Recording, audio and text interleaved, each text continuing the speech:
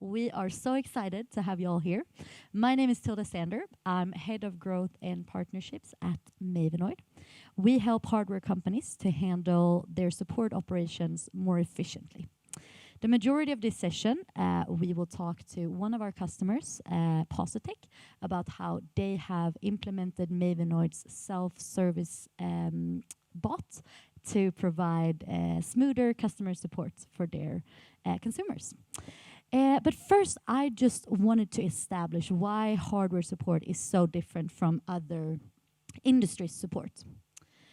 So, I think we've all been there. Something in your home, let's say, for example, your laundry machine breaks down, stops working. We all know that's not going to be an easy ride to get that fixed. So most people here will maybe start searching online for an answer. Maybe they go to Google. Some people will pick up the phone immediately. But we all know, like, the frustration slowly builds up. Maybe you get routed to an online form where you're not getting communicated. How long time is this gonna take until someone will get back to you? When am I gonna be able to fix my leaking laundry machine? And maybe there will be an option online. Maybe you will get to speak to an agent. Maybe they will not be able to help you. Everyone is kind of frustrated. The agent is stressed. The situation is usually not that smooth. So we know that this is not really so rare nowadays for customer support interactions. So for the past couple of years, we have worked with companies such as Positec, Jabra, Bosch, DeLonghi, and from that experience, we have learned what are the difficulties and the challenges with hardware support. So I wanted to highlight a few of these.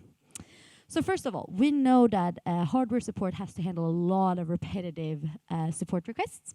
And what's interesting about this, when we aggregate the data that we look at for all of our customers, we see that not only is the type of questions very repetitive, it's also highly it takes a lot of time to solve these routine requests. So what we see is actually that the routine request takes the longest time to solve usually. Because usually it's a lot of back and forth, it's a lot of questions, it's a lot of validation, and this is where the agents will spend a lot of their time. This has, of course, led to companies being more eager to look into self-service.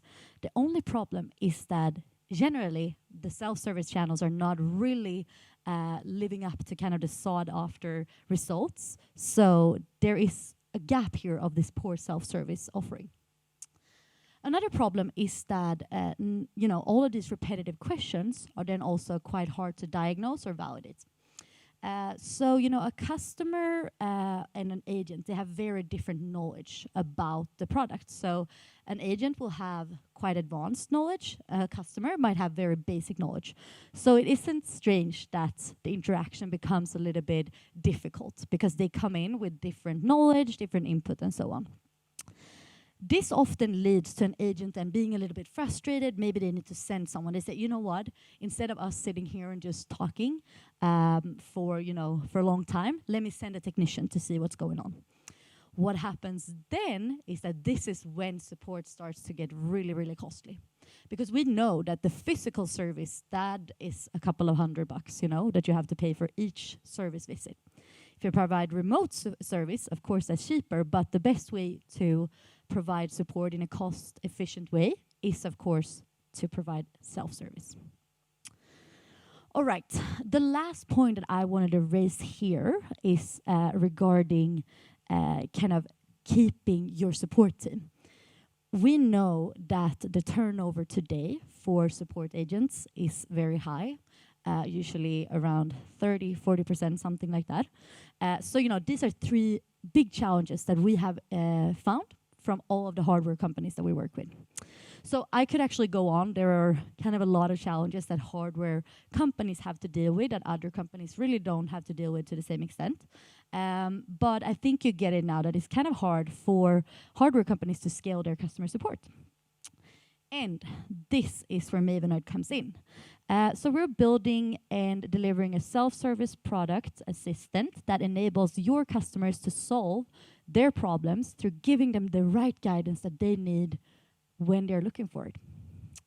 In addition, we will also see that support teams, they can focus more on the requests that actually require their input. They do not need to handle every single repetitive incoming issue. And this will, of course, also be more cost efficient for the company that are now using a technology tailored and customized for the challenges that they as a hardware company face.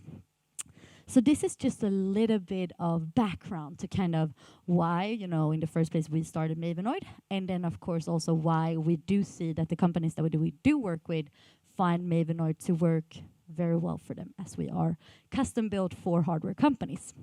So with this in mind, I want to introduce you to Omar Ahmad, who is the Senior Director of Operational Excellence at Positec.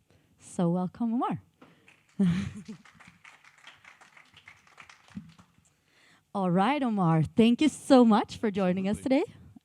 Let's see Make if we sure get this the is mic. on. All right. Yeah, great. You've traveled all the way from the US, so we're very happy that you're here. To start off, please introduce yourself and Positec. Yeah, thank you for that nice introduction, by the way, too. But yeah, outside of the title and everything, so Positec, what is Positec? So we manufacture electric lawn and garden products. So all mostly battery operated or plug into the wall. So we are an international company, so we sell all over the world. And one of our leading brands you may have heard of before, which is called Worx, W-O-R-X.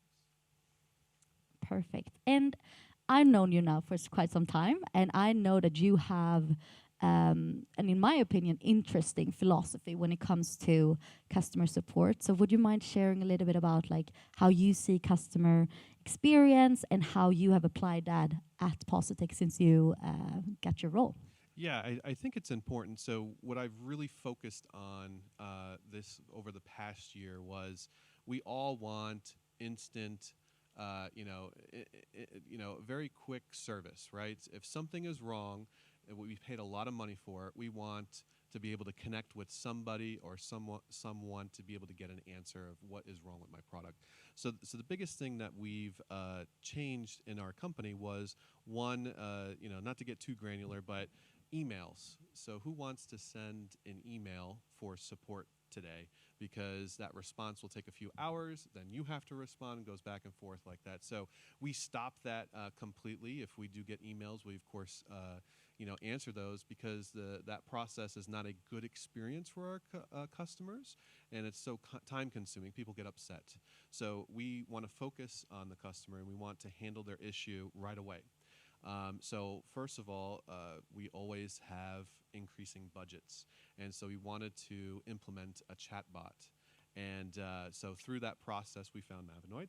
And one of the ways that we are not only looking to save, but also have the answers available 24/7 was to implement Mavenoid. So we have a tool that's out there. You can go at any time. If you have a problem with your product, you can go on there and get some basic help that's through there. And then, of course, being able to get in contact with us if needed. So we have our phone number that's out there. And again, we don't want you sitting waiting for a response from us. We want to handle your issue right away and to provide the best service possible. All right, so you mentioned there like the 24/7 like offering that you now have, but what would you say was kind of your biggest support challenge prior to using Mavenoid that our tool has now helped you overcome? Yeah, I'd say the biggest challenge was really trying to modernize our call center. It wasn't, we have budget pressure, as I mentioned, and we also had, because of the budget, we weren't able to answer every single inquiry that was coming in right away. So with all of those kind of pieces combined, we were looking for a solution to help that guide the customer from a more self-service perspective. Now, mind you, we couldn't even tell how many people were hitting our website, or not our website, but looking for help after hours. We typically are open from 9 a.m. to 6 p.m., and we're not sure of what that volume looks like. So with Mavenoid, we were able to leave the tool out there, and I can actually see the analytics behind that of people actually, looking for service after our center is closed. And that equates to about 15% of all of the hits to the tool. So it was actually very surprising. And we're happy now to be able to provide some level of a service after hours to those consumers. So. All right. And when you were looking for, you said you were looking for a chatbot. That was one of kind of like the objectives that you had for this year. What ultimately, what was important for you, and what ultimately made you choose Mavenoid as your self-service tool? I would say just leading back to the experience. So I'm sure that some of you in the audience today have gone to some of the larger brands that are out there and try to use their chatbot before. And some have varying levels of interaction, but it's about the experience. If the chatbot does not perform for you or is not advanced enough, you then could potentially have a negative impact on the visibility of that brand. And so as we were vetting different tools and things of that nature, we happened just to come across and find Mavenoid. And really what made us choose Mavenoid over the other ones is just truly just looking, feeling, working through the tool. I knew right away, I said, wow, we need to contact them immediately, because what I call is next generation. So as I've said in the past in our conversations, I say that if anybody in the audience today is looking to do a chatbot or has a chatbot, Mavenoid is the next generation of I guess you could say self-help. I don't want to say chatbot, but I feel bad for anybody who's implementing a chatbot today, because there's this next generation tool that's out there right now that you can implement very easily. All right. And speaking about that implementation, how would you explain the process of, you made a decision and then quite quickly we decided, okay, let's start the implementation. How would you then describe that process? So I've implemented a lot of software over my years, but I would say that Mavenoid has been the easiest. So we got the team together, and we got our objectives together. It was very easy. Mavenoid outlined, the process and what that looks like.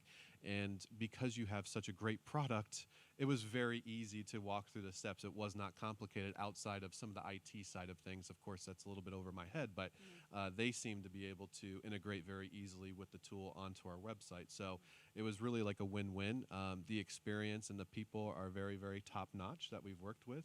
And we were able to implement in less than 6 weeks and have 20 tool self-service product troubleshooting flows available at that 6-week mark. Yeah. So really, really fast. Yeah, put it up here so you can see on the Worx website. On the right here, that's where you will see the Mavenoid solution on the Worx website. So just as you're saying, we started out with few selected products. And since then, we have grown that kind of coverage or scope. And what would you say, what have been the results? How has Mavenoid helped in improving your customer experience? Yeah, that's a great question. So I would say that I think we published 40% decrease in chat volume, right? But it's actually much higher. So I've actually seen up to 60% decrease in chat volume so far, which is great. I don't have hard numbers on phone calls just yet, but we're working on those pieces. But that has been the biggest piece. Now, the more tools that you have, in our case, we've seen the more product category that you have loaded that's in there, the higher the self-service rates. So we are projected to have 30% of consumers who hit the Mavenoid tool resolve their issue through the tool itself and not have to contact our center. So really, really big. The tool not only pays for itself, but also we see those hard savings, which we can either hopefully reallocate those dollars so that we can continue to provide the utmost service possible. That's very interesting. And, in addition to all these results, I think it's also important that you have a nice working relationship. So, in your words, how would you explain sort of the experience of working with the team at Mavenoid? Yeah, so I would say that it's been excellent. And to give everybody in the audience kind of an example, I happened to be at a Mavenoid event and was talking to one of their co-founders. And there were not only Mavenoid is the self-service version that you've seen that's on there, but also they have the chat. So for our contact center, it seamlessly connects. And there were a couple pieces that were missing before we could potentially adopt the tool and move forward with it. So what they've done is they listened to the customer, which, you know, in larger companies and things in tech of the world, that can be rather difficult sometimes, right? And they prioritized it during their IT sprints, and we're actually going to look to test in the start of November with the additional features that we requested. And fortunately, those features are probably going to be benefit through many other customers that you're going to get over time. So we're definitely looking forward to it. And again, not only is the self-help next generation, but also the chat, because of the seamless integration and there's video capabilities, things of that nature, troubleshooting some of our products via video with the agent is going to be outstanding. So we're really looking forward to it, and we appreciate Mavenoid for prioritizing and listening to us. Of course. So, you know, if we zoom out a little bit and you were to give like any advice for someone who is currently exploring implementing a chatbot, or who is like thinking about maybe starting to explore it, like what general advice would you give? Like what to look for, what to be, you know, conscious about when making that decision?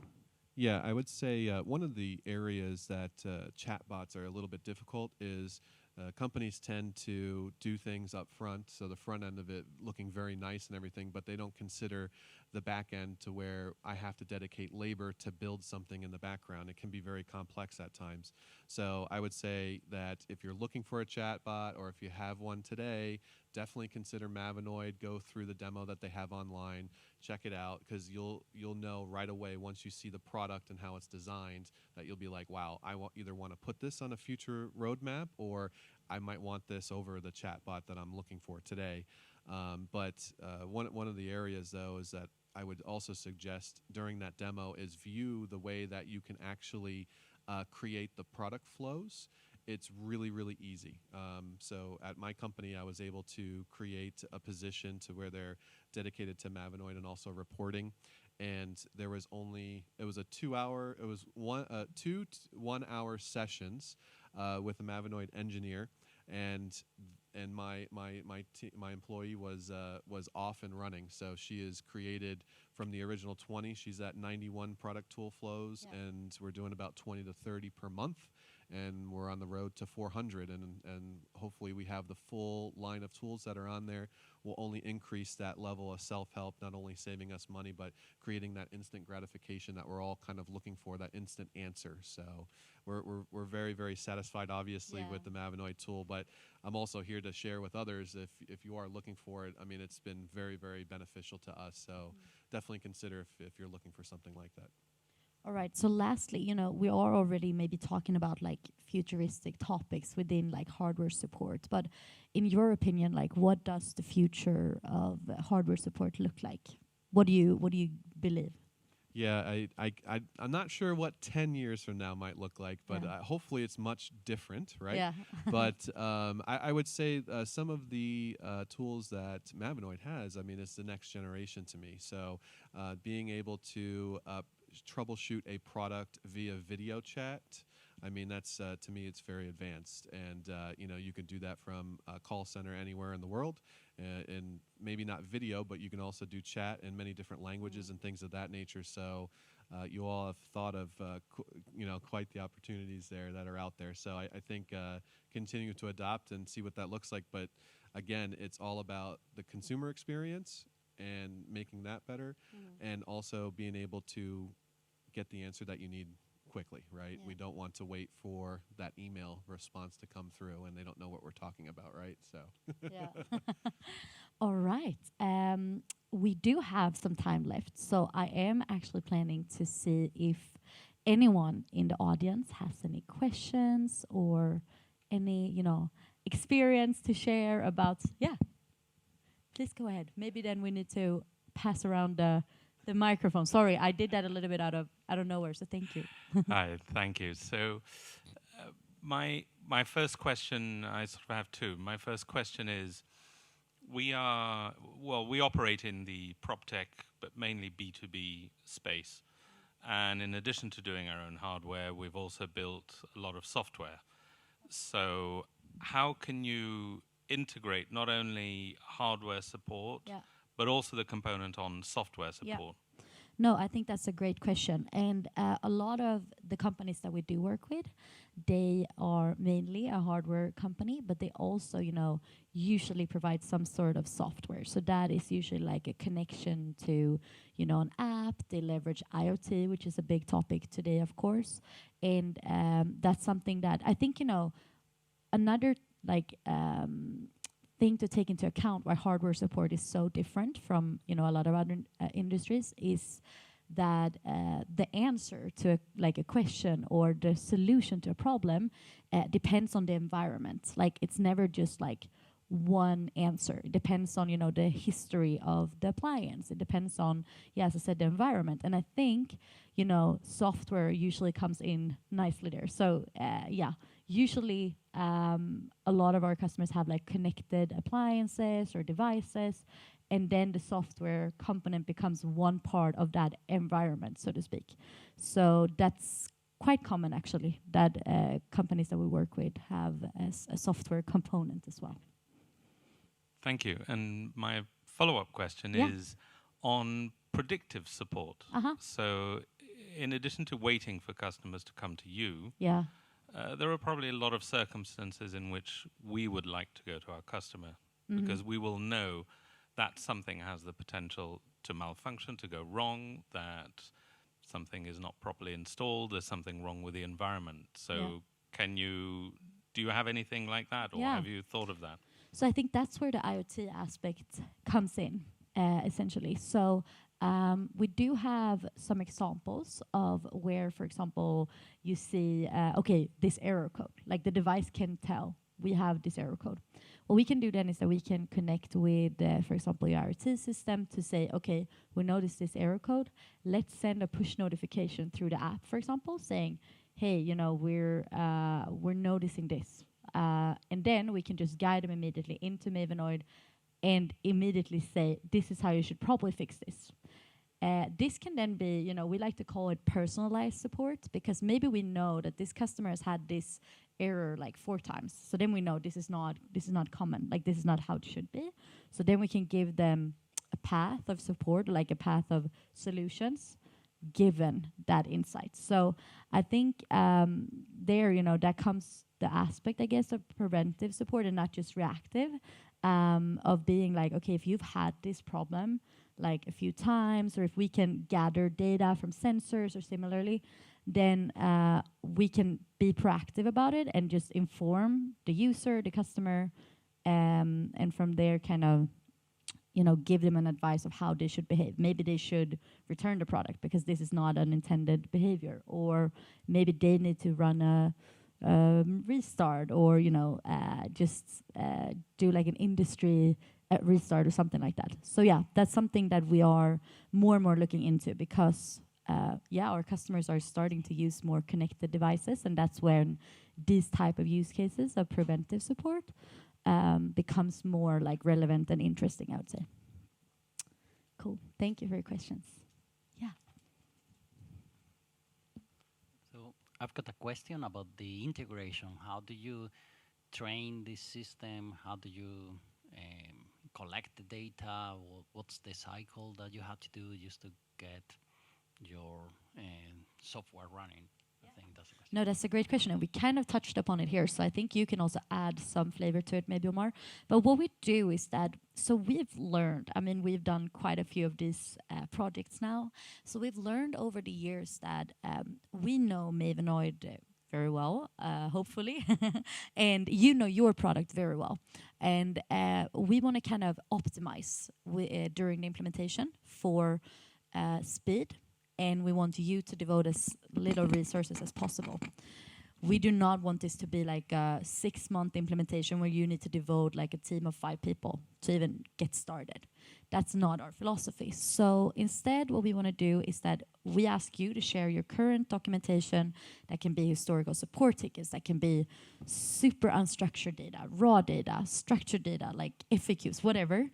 You share that with us. We then take the heavy lifting of getting that into Mavenoid. Once we have that in place, we say, okay, let's go live.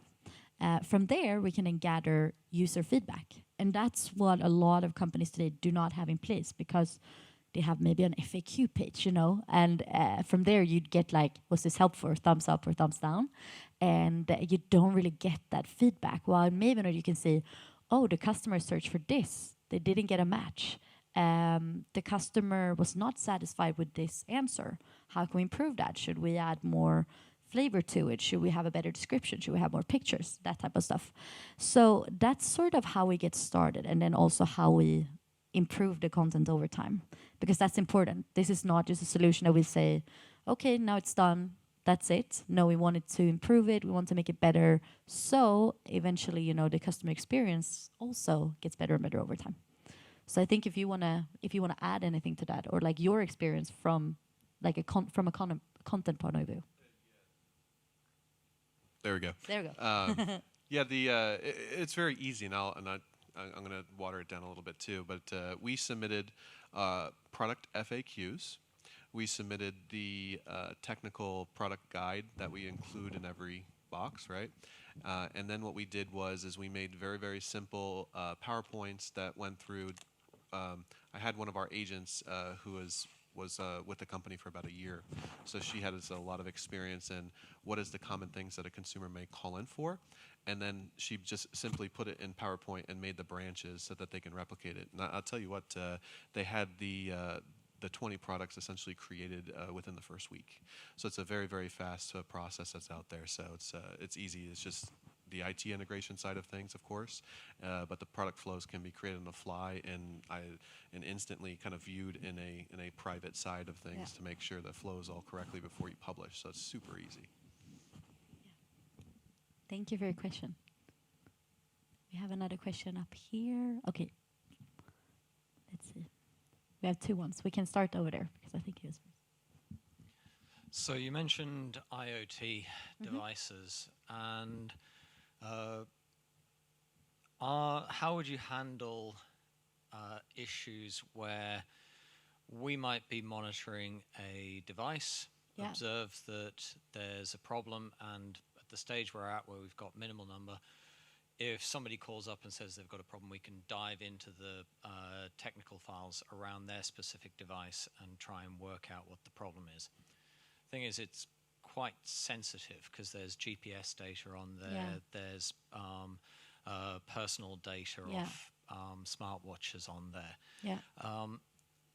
But having an agent that would be able to access that sort of sensitive data as well would be incredibly useful, but there's an element of security around that as well. So can you talk to that for a moment? Yeah. So in Europe we do have to adhere, of course, to GDPR. And then what we need to do is that we need to get the consent from the user before we can access that type of data. So some of our customers, they take security extremely, that's extremely important for them. So then the widget and Mavenoid can be deployed fully anonymously. But in your case, where you actually, want to access that data, because that's when you can give the best level of support, really, then we would have the user consent to GDPR, because I know a little bit about your product, so I know that that's when you can probably provide the best customer support then to your user. And also, again, what we talked about before, like the personalized, preventive, like type of support. If they actually, opt in, basically as you have to do with everything nowadays with GDPR, then you can also push for then we can give you this personalized support, because then we can actually see hey, something is going on here that you should be aware of, and we can send that proactively to them. So I think that's how we handle it today, and of course this is a little bit different in America, because you don't, in most states, have to adhere to GDPR to the same. It's I mean, not GDPR, of course, but the same type of privacy concerns. So yeah. Did that answer your question? Yeah. Okay. Good. All right, we had another question here. It's a question for Omar. I'm just intrigued. Have you done the analysis to look at whether you could justify putting some sort of low-cost connectivity into your products to make the customer support process easier, if you see what I mean, but then also provide you with usage data, time of use, all of those sorts of things your marketing department would love to get hold of, kind of thing? Yeah, so it would be more in the product development side of things, and I know they're in the works of what that connectivity looks like, especially for a new brand that we just launched last week, which is Cress, which is more on the commercial side of things. So they're going to be doing a lot of of those types of things within apps and things of that nature. But we actually also today produce Landroids, which is consumer side of robotics, and it has all of its codes and things of that nature connected through an app that we have there. So yeah, we do have some of that.